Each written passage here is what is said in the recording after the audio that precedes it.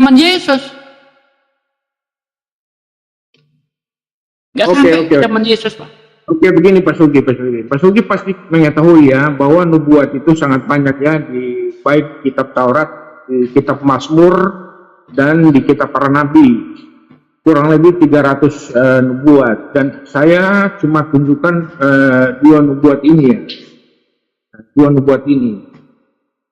Kemudian tadi Pak Sugi sudah bantah, saya juga sudah memberikan argumen bahwa kata telah itu bahwa memang benar-benar karena penulisan itu bahwa kata telah itu bagi orang Yahudi bahwa dia diilhamkan, dia menulis Nabi Yesaya menulis itu bahwa sesuatu itu pasti akan terjadi seperti Yesaya menulis di kitab Mazmur 110 bahwa yang naik duduk di sebelah kanan Allah itu, dan itu kan tergenapi juga oleh Yesus bahwa dia naik duduk di sebelah kanan Allah.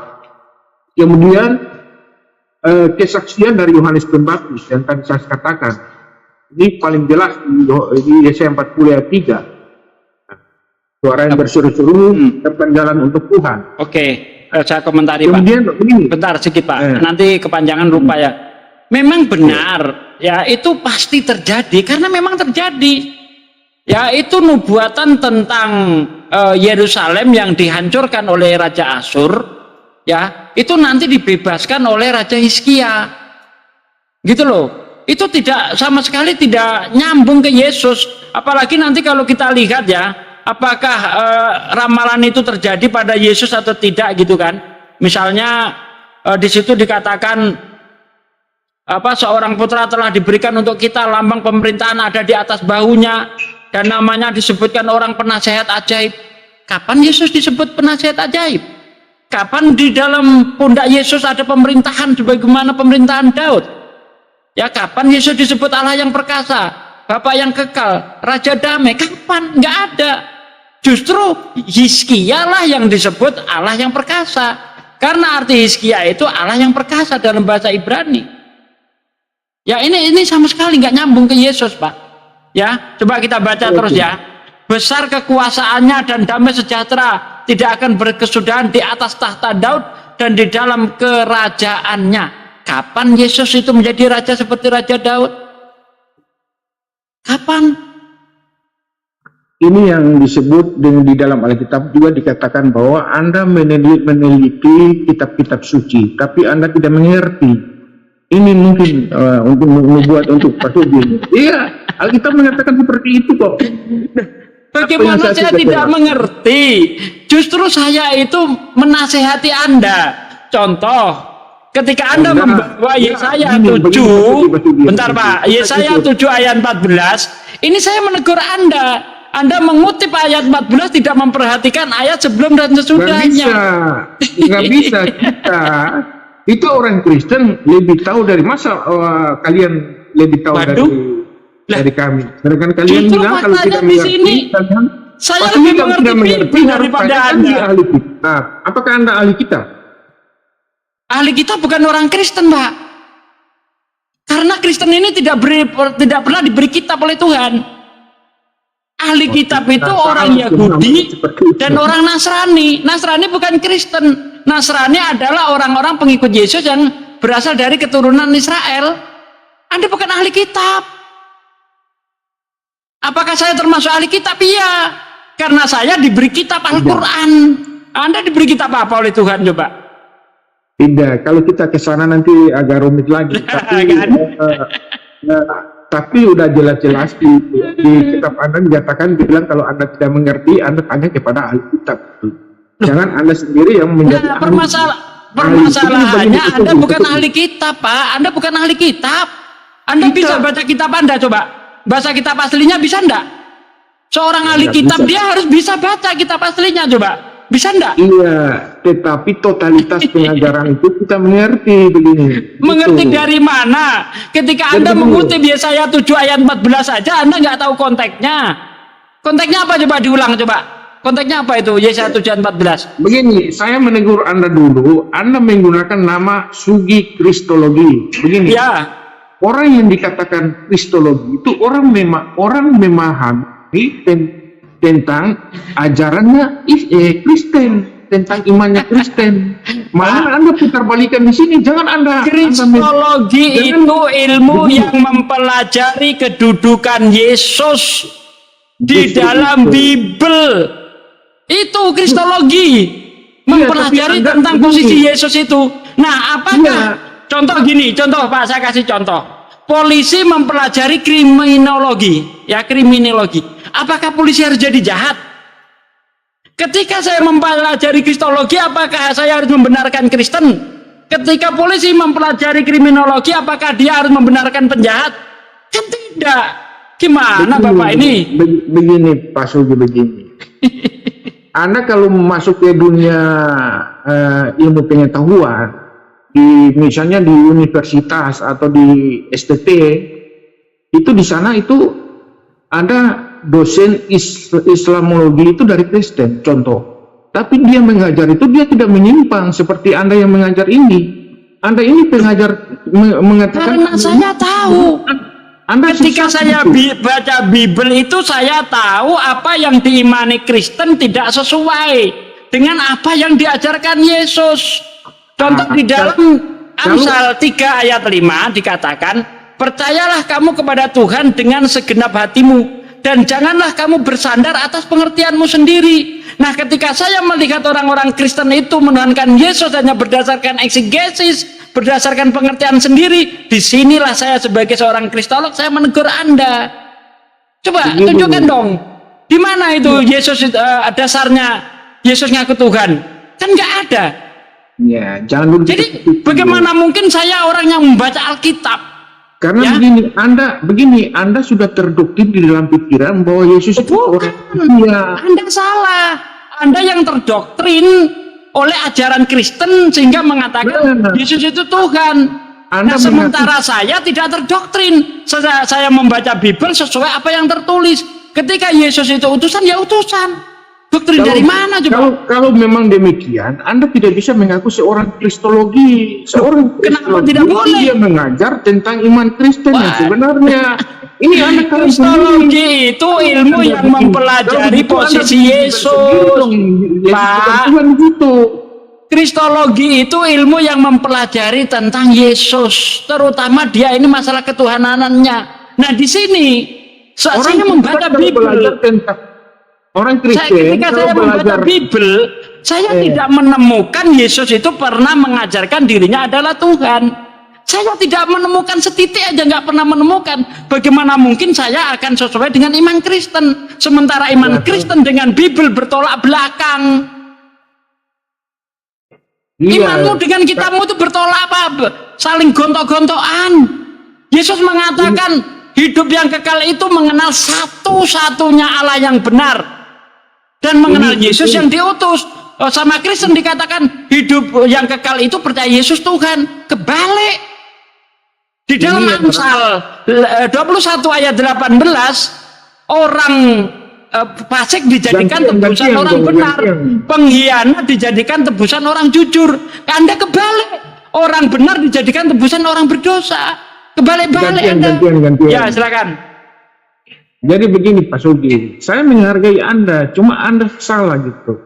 Salahnya di mana? Ya, Anda kalau Anda mengaku seorang kristologi, Anda harus mengerti tentang apa yang diimani oleh orang Kristen. Bukan Anda langsung membantah kristologi itu, Anda membantah sendiri. Salah itu dia. Ini yang kalau Rasul Paulus gini, sabar dulu. Ini yang Rasul Paulus mengatakan kalian orang-orang bodoh. Karena ini bodoh pakai ki ya, lebih kejam gitu. Jadi justru saya mengerti imannya Kristen. Pak, saya sangat mengerti imannya Kristen. Kristen itu mengimani yang tidak tertulis, menolak yang tertulis. Itulah iman Kristen. Nah, di dalam 1 Korintus 4 ayat 10, kamu bodoh karena Kristen. Coba, siapa sekarang yang bodoh itu? Iya, 1 Korintus 4 ayat 10, kamu bodoh karena Kristus.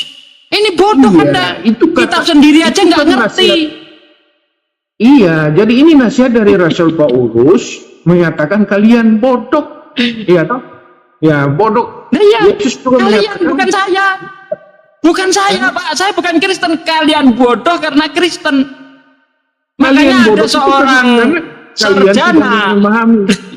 Begini, Rasul Paulus mengatakan kalian bodoh. Ini bukan tidak ditujukan memahami untuk orang di luar Kristen, siapa. Pak. Ini ini bukti Anda tidak paham Bible ya. Ini saya tunjukkan 1 Korintus 4 ayat 10. Ini tidak dikenakan kepada orang di luar Kristen nih. Saya baca baik-baik ya.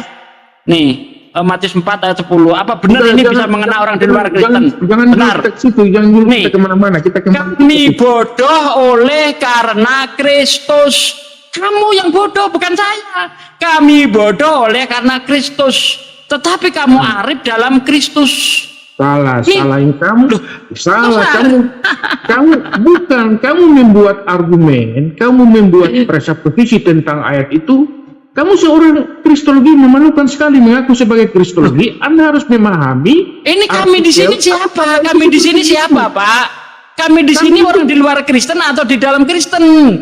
Siapa yang ngomong kami itu? Kan Paulus. Paulus. Jadi begini, saya pakai bahasa pasar aja. Ya. Bahasa Paulus pasar. ngomong. Ini kan orang Makassar toh? Orang Makassar ya? Bukan orang Jawa aku.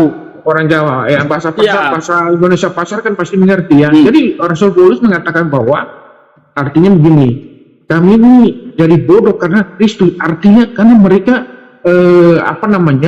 menggambarkan Injil sehingga mereka sudah menjadi bodoh begitu. Bisa dipahami itu dia maksudnya. Artinya terlalu ngaco ada ini kita baca dengan baik ya. Seperti itu. Nih. Kami bodoh oleh karena Kristus. Kami di sini orang-orang Kristen. Paulus itu menjadi bodoh. Jadi kata kami di sini nggak bisa ditunjukkan tidak bisa ditunjukkan kepada orang di luar Kristen seperti sangkaanmu tadi, Pak. Aduh, Bapak ini ada-ada aja. Dia salah itu dia. Anda ini bahasa Indonesia tidak mengerti gitu. Loh, itu kami di situ apa maksudnya? Kan jamak itu. Berarti yang mengena kepada orang-orang Kristen. Tidak bisa Anda katakan itu untuk orang di luar Kristen. Ada aja. Tadi Anda itu menunjukkan Paulus dan kawan-kawan, Pak. Betul, karena dia Kristen makanya bodoh. Iya, karena dia Kristen. Dia bodoh karena Kristus. Begini. Dia membodohi dirinya sendiri gara-gara hanya untuk meletakkan Injil Kristus itu. Artinya begini, kalau dalam bahasa hari-hari itu misalnya begini, saya ini sudah berapa nih, sebulan tidak meninggi hanya karena memberitakan Injil. Itu maksudnya seperti itu. Saya ini sudah dibodoh karena memberitakan Injil. Itu maksudnya seperti itu, Pak. Nah iya, kenapa ayat ini tadi kamu kenakan ke saya? Kan nggak nyambung. Orang ayat itu untuk Anda sendiri kok dikenakan kepada saya, gimana sih? Karena begini masalahnya, karena kamu mengaku kristologi, tapi Anda mengajar sesat. Tidak sesuai dengan iman Kristen. Justru saya itu ingin mengembalikan Anda kepada apa yang dikatakan Yesus. Karena Anda mengimani yang tidak tertulis dan menolak yang tertulis. Sekarang gini aja deh, nggak usah memutar kemana-mana. Ya, saya katakan iman Anda tidak sesuai dengan yang tertulis. Di kitab Anda dikatakan Yesus utusan. Anda mengimani Yesus Tuhan. Di mana ada mengatakan Yesus Tuhan? Tertulis coba. Di mana? Yesus mengaku Tuhan itu di mana? Ya. Coba ini yang salah siapa di sini? Kita buktikan siapa yang salah. Kata saya, Anda mengimani yang tidak tertulis, menolak yang tertulis. Di kitab Anda dikatakan Yesus utusan. Anda mengimani Yesus Tuhan. Di mana Yesus mengaku Tuhan? Ayo. Oke, begini. Saya jelaskan, jangan dulu dipotong ya. Mana kita jelaskan. Silakan.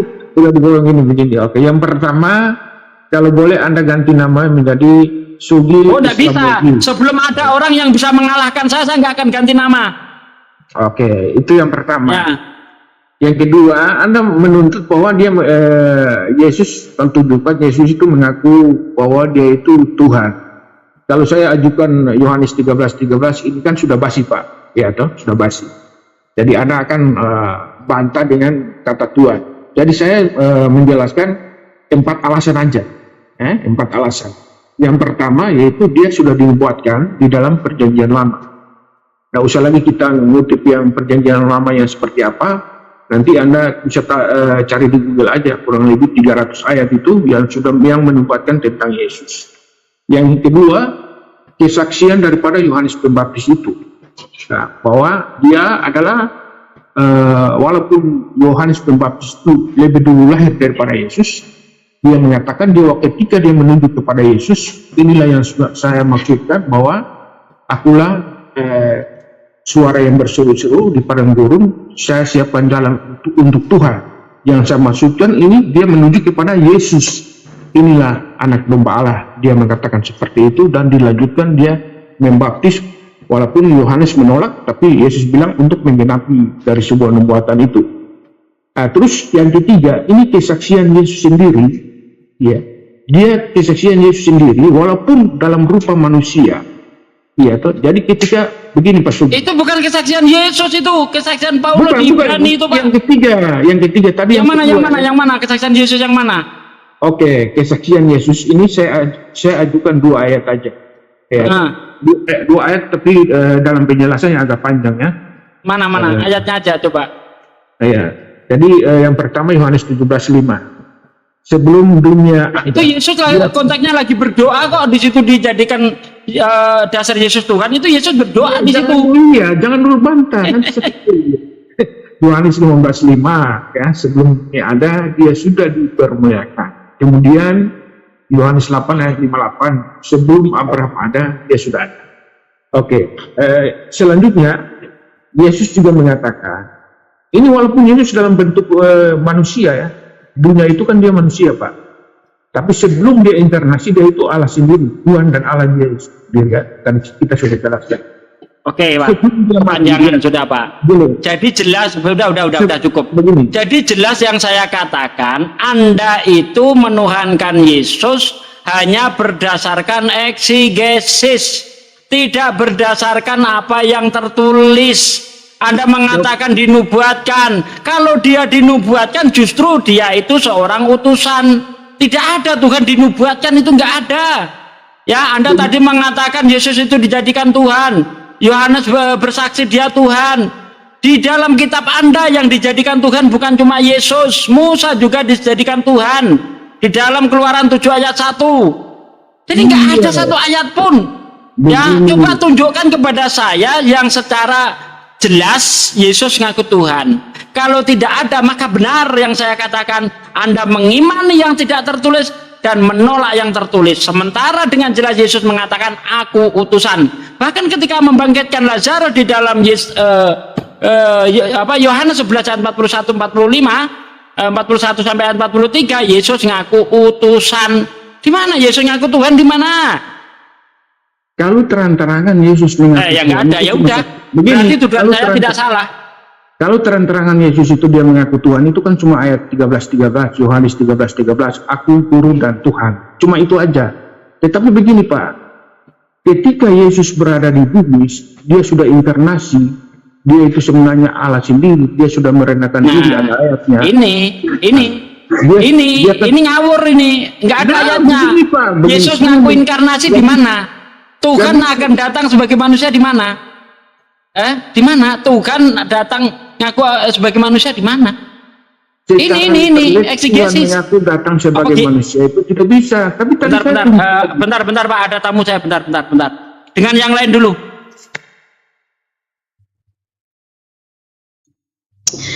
Kita sapa dulu Elsio, selamat sore Elsio. Selamat sore Elsio. Boleh saya Assalamualaikum warahmatullahi wabarakatuh. Jelasin tadi. Soalnya Pak Sugi potong-potong tuh.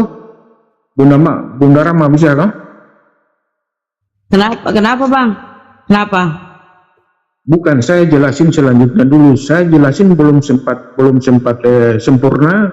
Oke Pak, lanjutkan Pak, jelasin saja Pak. Oke. Coba saya menggantikan Pak Sugi, tapi saya juga lagi mengendarai mobil ini Pak, jadi tidak bisa terlalu fokus. Oke, jadi tadi Pak Sugi ini kan dia menuntut kepada saya di mana ayat Yesus mengaku sebagai Tuhan. Iya, karena tidak ada ayat di Injil itu yang Yesus mengaku sebagai Tuhan dan sembahku, tidak ada Pak. Iya, Bapak nyari pun tidak ada, kecuali Injil itu Bapak revisi lagi, barusan ada. tidak perlu direvisi, tapi ada satu ayat itu kalau Yohanes Masih 13 banyak ayat kesalahan 13. Pak di Injil itu, perlu direvisi lagi Pak, atau perlu saya Ini bantu ada revisi Pak? itu lebih kejam dari Sugi lagi. Kita ngomong anak, kamu ngomong lagi gimana Oke, nih? oke. Siap Pak, jelaskan. Iya, iya. Jadi Ya. kalau Yesus itu dia mengaku itu Tuhan itu sebenarnya kan kalau di Alkitab itu kita dapat cuma di Yohanes 13 ayat 13. Tetapi kalau ada Yesus itu Tuhan dan Allah, itu saya mengajukan 4 alasan. Yang pertama itu dia sudah dinubuatkan di kitab Perjanjian Lama. Kemudian yang kedua itu kesaksian dari Yohanes Pembaptis. Yohanes Pembaptis di Yohanes 1 ayat 15-23 itu dia mengatakan ada suara yang berseru-seru di padang gurun, luruskan jalan bagi Tuhan. Dan dia menunjuk kepada Yesus, inilah anak domba Allah. Dan dia akan dibaptis. Dia menggenapi di nubuat Yesaya 40 ayat 3. Jadi yang datang itu adalah Tuhan itu sendiri. Nah, yang ketiga, kesaksian Yesus sendiri.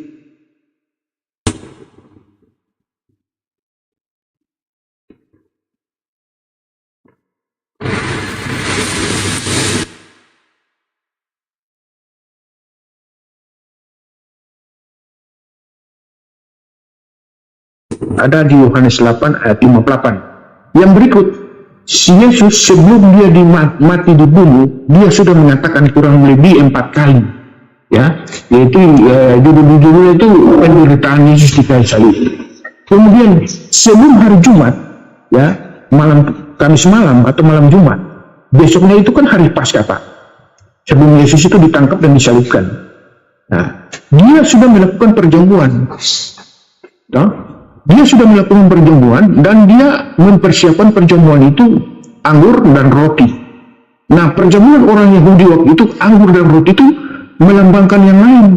Kalau perjamuan orang Yahudi itu ketika dia angkat anggur, dia mengatakan inilah anggur yang diminum oleh nenek moyang kita ketika mereka keluar dari bangsa Mesir. Kemudian dia angkat roti, ini perjamuan orang Yahudi, bahwa inilah roti yang dimakan oleh nenek moyang kita ketika mereka keluar dari bangsa perbudakan dari Mesir. Tetapi anehnya besok itu dia ditangkap, malam ini dia perjamuan dengan murid-muridnya. Waktu itu disuguhkan anggur dan roti, dan dia mengatakan dia angkat itu roti, ini adalah tubuhku. Kan aneh, dia tidak mengatakan ini adalah roti yang dimakan oleh nenek moyang kita yang keluar. Dan yang berikut dia angkat itu anggur, dia mengatakan ini adalah darahku. Dia tidak mengatakan Ditanggapi belum? Oke Bang. Silakan. maksudnya bisa dipahami itu maksud saya. Bukan paham Oke, Pak. ditanggapi.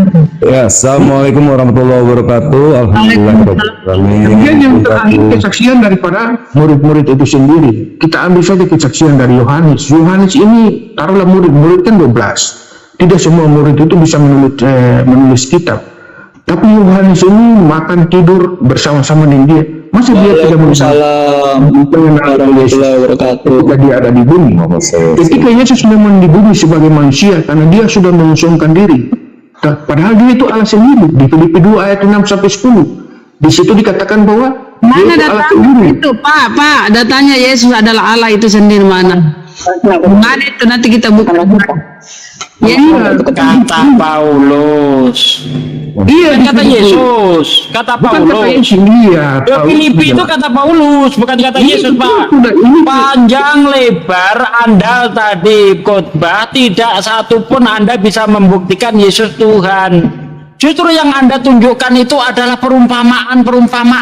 Makanya benar yang saya katakan tadi, iman Anda itu bukan berdasarkan yang tertulis, ya, tapi berdasarkan eksegesis. Oh, Yesus begini, ini membuktikan Yesus Tuhan. Yesus begini, ini Yesus bukti dia Tuhan. Yang saya minta ada tidak yang tertulis secara jelas Yesus berkata akulah Tuhan, sembahlah aku. Kalau tidak, imanmu hanya berdasarkan eksegesis. Oke, kalau begitu sungguh saya balik bertanya begini. Kalau memang Yesus berkata akulah Tuhan, sembahlah aku, memang tidak ada. Tetapi coba buktikan Yesus mengatakan aku ini bukan Tuhan, jangan sembah aku. Itu pun tidak ada Pak. Oke. Kalau alasannya dia mengatakan aku bukan Tuhan lalu itu dijadikan Tuhan, ini bahaya. Misalnya saya menuduh Anda maling, ya kan? Lalu ada orang mengatakan, oh dia tidak pernah ngaku maling. Lalu orang itu mengatakan mana dia bukan maling. Lalu saya berkata mana dia mengaku bukan maling. Apakah berarti Anda maling? Tidak bisa seperti itu, tidak bisa. Anda menggunakan logika terbalik. Kalau alasannya seperti itu, orang yang dituduh semuanya bisa ketangkep kalau begitu. Gimana sih? Anda menuduh Yesus Tuhan, saya minta bukti. Jangan mengatakan mana buktinya Yesus bukan Tuhan, ngaku bukan Tuhan. Wah ini, kalau saya nuduh Anda maling, karena Anda nggak pernah ngaku maling, berarti Anda maling gitu. Parah ini cara berpikirnya begini. Karena begini, Ustaz Sugi kan menuntut saya, tunjukkan bahwa Yesus mengaku bahwa aku adalah Tuhan, sembahlah aku. Saya juga menuntut balik. Di mana ayatnya tertulis Yesus mengatakan aku bukan Tuhan, jangan sembah aku? Kan tidak ada dua-duanya. Jadi kalau dia nggak mengaku terus dia jadi Tuhan gitu, lemah banget ketuhananmu. Begini nih. Kenapa? Kenapa Pak? Kita itu menuntut di mana Yesus mengaku Tuhan, karena jelas-jelas di situ Yesus ngaku utusan. Bahkan syarat untuk masuk surga menurut Yesus itu percaya dia utusan, bukan percaya dia sebagai Tuhan. Gitu loh. Anda ini membantah yang tertulis. Yang tertulis Yesus utusan, Anda bantah itu. Di Yohanes itu dijelasin Pak, kalau Yesus itu utusan bukan Tuhan Pak. Ayatnya minta Pak, Yohanes 12:44 sampai 49 dibaca Pak sekarang, dari sekarang baca Pak. Silakan. Anda itu membantah apa yang tertulis. Siap. Budi bisa kamu. Begini, kita memberikan edukasi.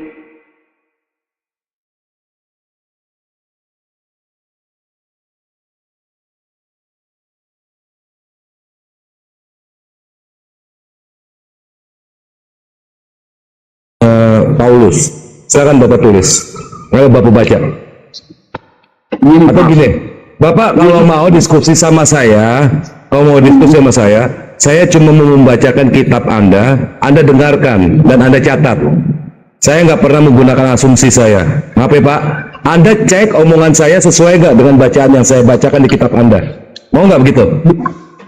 Saya jawab pertanyaan Bapak dengan ayat Anda. Boleh. Oke ya, saya bacakan ya. Yohanes 12:44. Diam dulu Pak, diam Pak, saya bacakan. Ini kitab suci yang Anda katakan Yesus sebagai manusia Pak. Astagfirullahaladzim, innalillahi wa raji'un. Sejak kapan Yesus memberikan kabaran bahwa dia itu Tuhan? Di kitab mana? Kapan firman Tuhan itu berturun? Sebelum Yesus itu inkarnasi menjadi manusia, dia itu Tuhan Pak. Tadi saya sudah tunjukkan. Setelah dia berinkarnasi dia bukan Tuhan berarti Pak. Hah? Dia sudah naik dan duduk di sebelah kanan, dia sudah diberikan kuasa. Setelah dia bangkit. Kan dia ngomong di Matius 28 kan setelah bangkit. Ya Mas. Kepadaku telah diberikan segala kuasa di bumi dan di surga. Pergilah jadikanlah semua bangsa muridku. Dan dia sudah duduk di sebelah kanan. Yesus bicara sebagai Tuhan di situ. Yesus bicara sebagai Tuhan. Yesus waktu itu sudah jadi Tuhan, bicara seperti itu. Posisi ketika Yesus di bumi itu, secara kasat mata itu dia manusia Pak, karena dia dua natur. Tadi kan saya sudah katakan bahwa sebelum Yesus inkarnasi, artinya sebelum Yesus itu dilahirkan. Bapak jangan asumsi, Pak. Saya udah kasih garis bawah. Ya. Ada ayatnya. Sebentar. Pak, saya ini baca kitab Anda ya. Anda jangan kencang-kencang suara saya ya. Saya bukain datanya. Anda jangan dong bicara sama saya tuh pakai moncong aja tapi nggak punya data gitu. Sebentar Pak, ini kitab Anda nih. Kamu baca. Aduh. Iya biar itu, tapi itu perkataan Yesus sebagai manusia. Diam Pak. Ini kitab Anda nih, ini kitab Anda saya pegang. Ini kitab Anda saya pegang Pak. Anda bicara sama saya itu berdasarkan di depan saya ini kitab. Kamu baca nanti. Kamu baca nanti saya bantai ya. Tenang Pak, tenang. Kamu mau bantah kitab kamu ini? Tenang Pak. Ini kitab kamu mau dibantah Iya, ini? nanti saya Sabar. Bang, sabar dikit. Kamu Lanjut. Kok main nunggang kamu baca begini? aja, Orang nanti saya baca kitab. jelasin. Kamu tidak paham. Kamu yang bacalah nih. Barang siapa percaya kepadaku, ya bukan percaya kepadaku, tetapi dia kepada dia yang mengutus aku. Dan barang siapa melihat aku, melihat dia yang telah mengutus aku. Aku telah datang ke dalam dunia sebagai terang, supaya setiap orang yang percaya padaku jangan tinggal di dalam kegelapan. Dan jikalau seorang mendengar perkataanku, dengar nih, ini perkataan Yesus nih, Anda nih selalu bantah ini. Dan jikalau seorang mendengar perkataanku, tetapi tidak melakukannya, ini seperti Anda. Yesus nggak pernah mengaku Tuhan, kamu jadikan Tuhan. Kamu nggak melakukan ini. Aku tidak menjadi diam. Aku tidak menjadi hakimnya, sebab aku datang bukan untuk menghakimi dunia, melainkan untuk menyelamatkannya. Barang siapa menolak aku dan tidak menerima perkataanku, ia sudah ada hakimnya, yaitu firman yang telah kukatakan, itulah yang menjadi hakimnya pada akhir zaman. Sebab aku berkata bukan buat diriku sendiri, tetapi Bapa yang mengutus aku. Bang Budi, sebentar. Mohon maaf ya Pak Bung. Ini lebih kejam dari yang tadi. Lanjut. Iya. Anda itu kalau bicara sama saya itu jangan bicara gini, dengerin. Dia tiba-tiba tidak bisa membaca itu, jadi keluarkan ayat seperti itu, Bunda. Betul, Anda itu jangan Bapak. dengerin dulu saya ngomong, belum selesai bacanya kitab.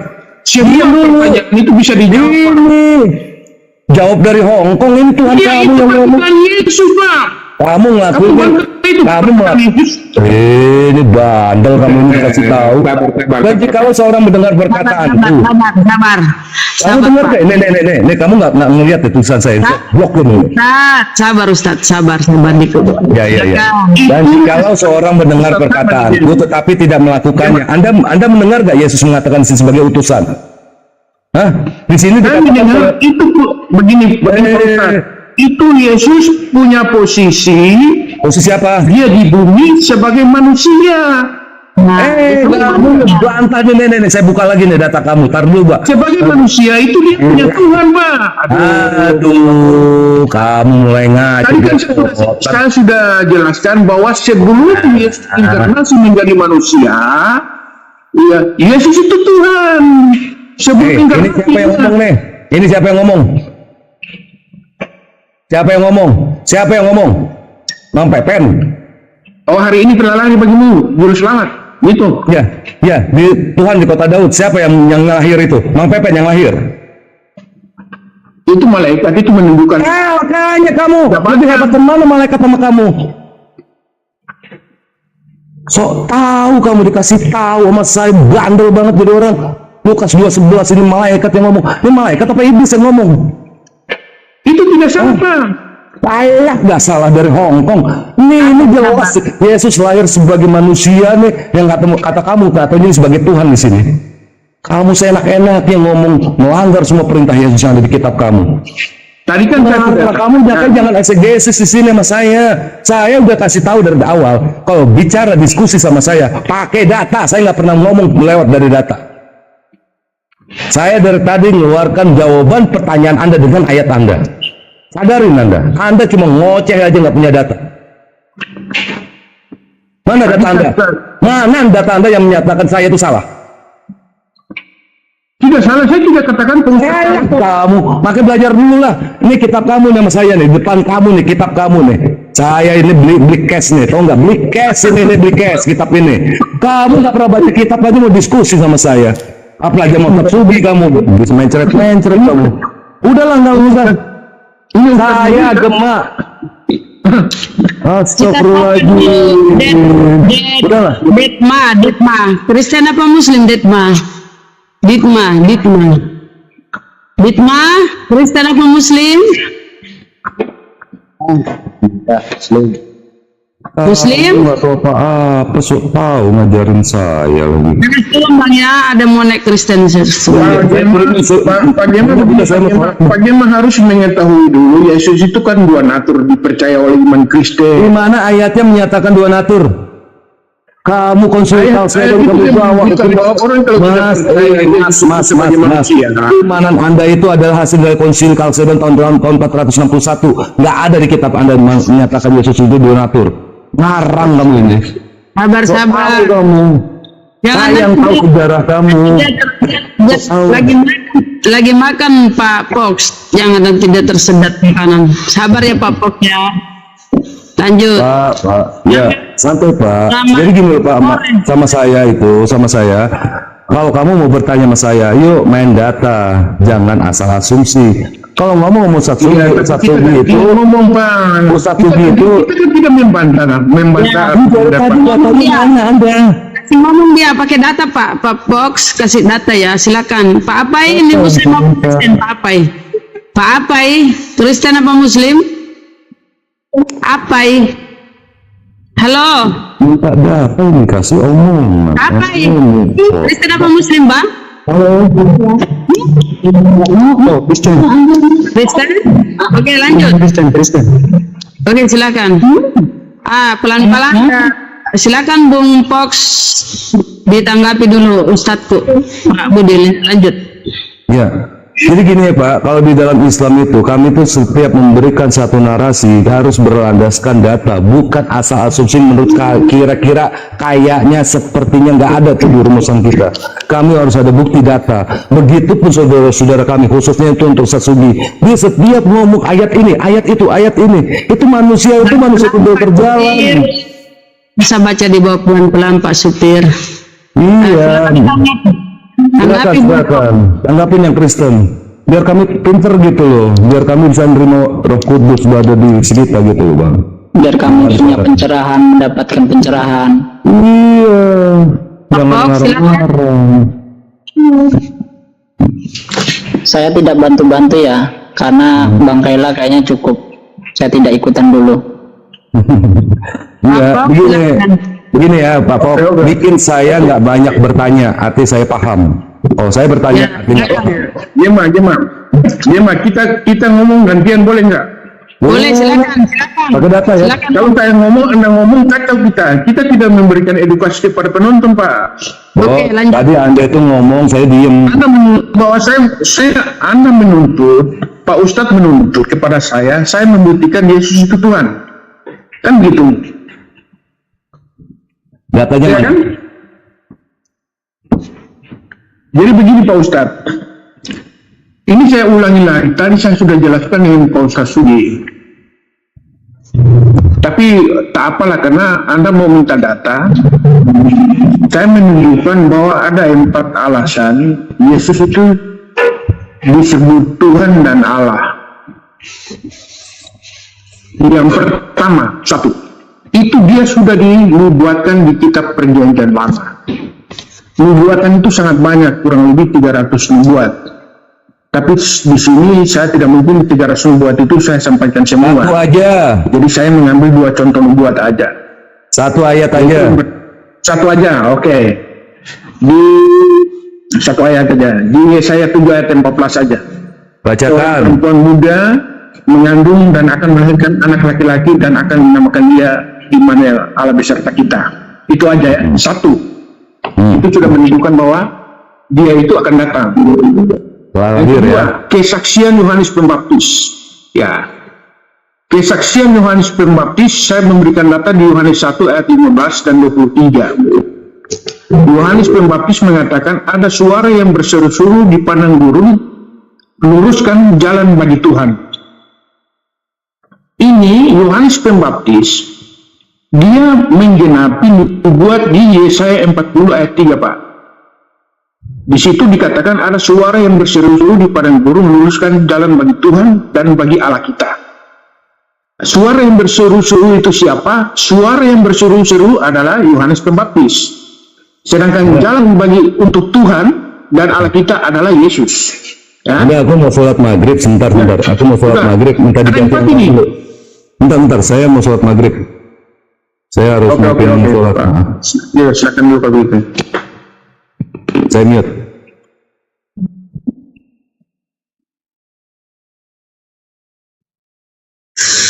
Silakan dilanjut narasinya Pak Fox dengan Pak Ustadz Farid. Boleh? Atau siapa yang mau? Saya sholat dulu Bunda, maaf. Bentar aja Bunda, saya sholat maghrib dulu. Ambil sholat maghrib. Oke, Pak Elsio. Nyimak ya Bang Elsio, nyimak. Sibuk ngomong anak. Nanti aku masuk lagi. Tunggu bentar. Oke, silakan Pak Box. Mas, saya tidak enak kalau saya bernarasi, saya memberikan argumen sendirian terus tidak ada yang membantah. Saya tidak Saya ada. Silakan.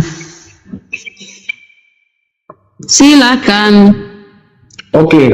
Oke, yang dituntut tadi saudara saya ya, dia ingin data di mana itu. Oke. Jadi Bang, di Bible kan Yesus tuh utusan, terus kamu menuhankan tuh dari mana itu? Itu saya berikan 4 alasan nih. Oke, boleh. Alasan yang pertama tadi kan sudah dibuatkan di Perjanjian Lama. Mana itu Alasan buatannya? kedua itu Mana itu Yohanes datanya? Pembaptis. Datanya di mana? Datanya di mana itu dinubuatkan Itu kan perjanjian? Hah? di membuat perjanjian lama itu kan kurang lebih 300. Saya Di memberikan mana? aja. Coba satu aja di mana? Oh, di saya 7:14.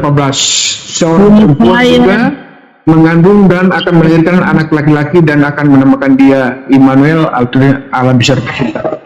Berarti Yesus itu namanya Yang kedua, Immanuel. Kapan dirubah namanya Yesus menjadi Immanuel? Jangan dulu dibantah, itu kan gelar Pak. Itu Nggak boleh, harus ada sesuai data. Karena ada pemberian ini membuat Gak. Yang dikasih oleh malaikat itu malaikat Gabriel itu Yesus. Kau harus melambangkan itu nama anak manusia. Nah, terus kenapa jadi Emmanuel? Ya, karena dia belum lahir, Bu. Dia belum lahir jadi belum diberi nama. Lo Jadi tadi dia itu Immanuel. Iya, dia disebut itu, dinamakan itu sebagai gelar aja. Dia sebagai Immanuel, artinya Allah besar kita. Dia kenapa bisa jadi Immanuel menjadi Yesus? Ya itu kan gelar nama manusia. Yang dinubuat di Yesaya itu kan belum ada. Yesus belum ada. Coba ayat berapa? Yesaya 7 berapa? Yesaya 7:14.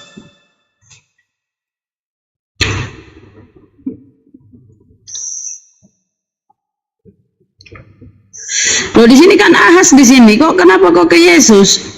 Tuhan melanjutkan firman-Nya kepada Ahas, katanya, mintalah suatu pertanda dari Tuhan Allahmu, biar itu sesuatu dari dunia orang mati yang paling bawah atau sesuatu dari tempat tertinggi yang di atas. Tetapi Ahas menjawab, aku tidak mau mencobai Tuhan. Lalu berkatalah Nabi Yesaya, baiklah dengarkan, hai keluarga Daud, belum cukupkah kamu melelahkan orang sehingga kamu melelahkan Allahku juga? Sebab itu Tuhan sendirilah yang akan memberikan kepadamu suatu pertanda. Sesungguhnya seorang perempuan mengandung dan akan merasa ini jauh sekali dan dinamai Emmanuel. Ini jauh sekali jaraknya, ini 900 tahun. 900 tahun. Oke. Yesaya. Oke. Kenapa di sini Emmanuel harus Yesus? Oke, poin 1 kan saya bilang dibuat itu kurang lebih 300 ya, tapi saya hanya Anda meminta satu aja jadi satu. Berarti Tuhanmu Bang dinubuatkan ya? Seorang nabi itu yang dinubuatkan. Tuhan tidak dinubuatkan. Yang memberi nubuat itu Tuhan. Yang dinubuatkan itu nabi, nabi. Makanya dia itu disebut Mesias. Ya, yang diurapi, Begini Bunda Rama, saya tanya dulu. Kamu percaya Tuhan itu kan Maha Kuasa kan? Iya, tapi Tuhan itu bukan yang dinubuatkan. Kamu percaya Tuhan itu Maha Kuasa? Iya. Terus kalau dia Maha Kuasa bisa dipercaya dulu kamu. Kita memberikan. Saya percaya. Terus kenapa Tuhan dinubuatkan? Yang dinubuatkan Nabi. Mana ada Tuhan dinubuatkan, Bang? Yang benar ini apa? Tuhan itu kan Maha Kuasa. Kalau Tuhan menjadi manusia, kamu percaya enggak? Enggak. Dibilangan Tuhan bukan manusia. manusia, bukan pula anak manusia. Bukan, nggak ada Tuhan menjadi manusia, nggak ada. Ada di Bibelmu bahwa Tuhan itu Memang yang manusia bukan Tuhan. ada dulu di Bibelmu, Bang, bahwa Tuhan berubah menjadi manusia. Yang namanya Allah manusia. Dan kesucian manusia itu bukan Tuhan. Yang Tuhan itu dia yang sang ilahi itu di dalam diri Yesus. Oh, kerasukan Begitu, ilahi. enggak. Yesus kerasukan ilahi begitu, Bang. Oh, kok Tuhanmu kerasukan Kerasukan ilahi. Dia kan dua kodrat. Tadi kan kita bilang ketika Yesus itu dilahirkan, dia berada di bumi, itu dia punya Tuhan. Kan dia manusia. Tapi sebelum dia lahir, dia itu adalah Tuhan sendiri. Dan dia inkarnasi menjadi manusia. Paulus menjelaskan dia merendahkan diri, dia setara dengan Allah, tapi dia merendahkan diri dan mengambil rupa manusia.